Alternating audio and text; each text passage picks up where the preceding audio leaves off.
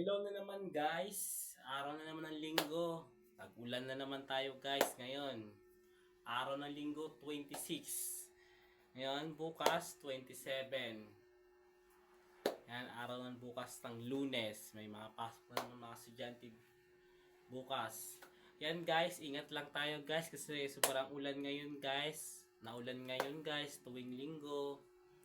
Ngayon guys, linggo ngayon, maulan ngayon.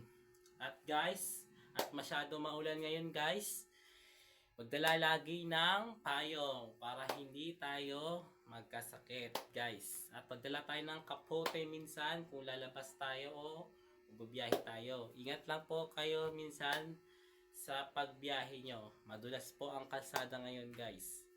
Yun guys, araw ng linggo, 26 ngayon. Walang pasok ngayon mga estudyante. Bukas po guys, may mga pasok na naman bukas ang mga estudyante. Ingat din kayo bukas pagpasok at magdala lagi ng payong.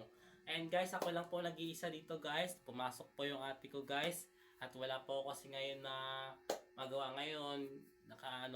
Nakatapos ko lang manood ng pinapanood ko mga palabas sa YouTube.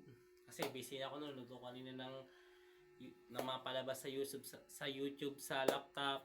Yun guys. Binabati ko yan. Shoutout din po dyan sa mga kakilala ko dyan. Sana makapalo rin po kayo guys. At sana panoorin nyo to guys. Yung video ko guys. At saka abangan nyo rin ng mga bago kong mga video. Yun lang guys. At maraming salamat. Kung hindi pa kayo nakasubscribe at follow.